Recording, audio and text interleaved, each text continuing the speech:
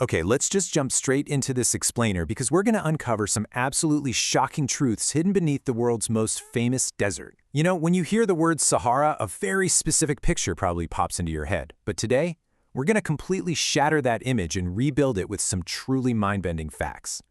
So, is the Sahara really just this endless sea of sand?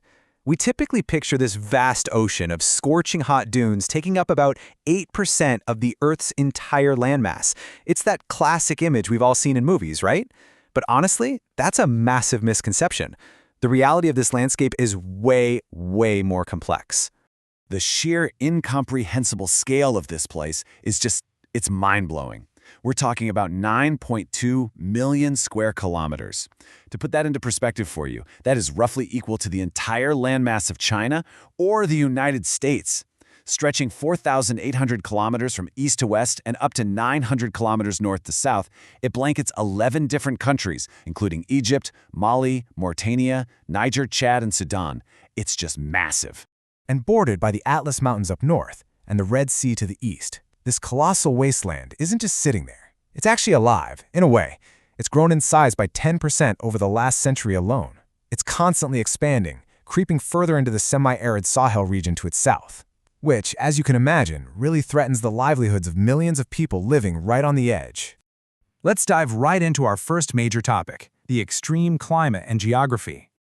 Okay, here's the crazy part. Only 25% of the Sahara is actually sand. Yep, you heard that right. A massive 75% is entirely made up of rocky mountains, elevated plateaus, and these hardened gravel plains.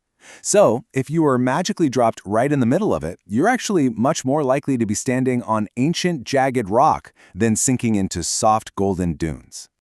And the physical extremes don't just stop at the terrain. They literally stretch the very shape of the Earth. The elevation shifts are just wild. Up in the sky, you've got the towering Emikusi, which is this ancient volcano reaching 3,415 meters high. And then, going the other way, you have Egypt's Qattara Depression, plunging 133 meters below sea level. Naturally, the temperature is just as volatile. You might think, oh, it's a desert, it's always hot, but the swings are absolutely brutal. It can hit a blistering 58 degrees Celsius during the day, which is hot enough to threaten literally any form of life, before nosediving to a freezing -6 degrees at night. It actually gets so cold that standing water out there will freeze solid. Imagine that, trying to boil you by day and freeze you by night. But hey, where there is sand, the Sahara really doesn't hold back. Down in areas like the Great Eastern Erg, shifting sand dunes can reach a towering 200 meters high. And they get whipped up by these relentless, violent dust storms that can tower 1,500 meters into the sky. Just to give you a sense of that immense power, back in 2011, a massive dust storm swept across the desert that was an unbelievable 1,100 kilometers wide. It's like a moving mountain of dust. Moving right along to our next topic, life in the wasteland. You know, surprisingly, the Sahara is not totally empty. Around 2 million nomads actually call this unforgiving place home. This incredibly resilient population includes the sheep-herding Berber tribes up north, the fiercely brave Tuareg warriors who have this deep, ancient connection to the desert, and the Islamic Moor tribes in the west. They've masterfully adapted their entire way of life just to survive, and even thrive, out here. And they share this incredibly fragile ecosystem with a surprising variety of wildlife too. We're talking predators like falcons and foxes, and highly adapted reptiles like iguanas and snakes. It's a delicate balance. They all kind of congregate around these drought-resistant plants, 20 seasonal lakes, though honestly, Lake Chad is the only truly usable one, and roughly 90 lush date palm oases, hidden like little green jewels across the expanse. Adding to the human footprint is this absolute marvel of engineering. Built in Mauritania back in 1963, there's a 704-kilometer railway running right through the harsh desert. And get this, it operates a record-breaking train that is 2,500 meters long, 2.5 kilometers. It travels along historic trade routes that have been used for centuries to move copper, salt, and gold between Sudan and Egypt. It really shows humanity's sheer determination to connect. Which brings us to a really fascinating question. Was the Sahara always like this?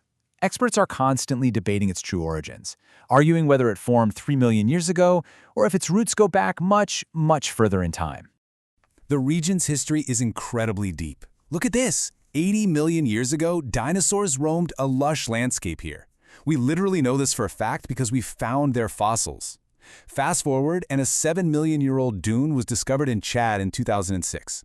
Then, look at the 60,000-year-old rock carvings. They explicitly show early humans farming in an area that is now just pure dust.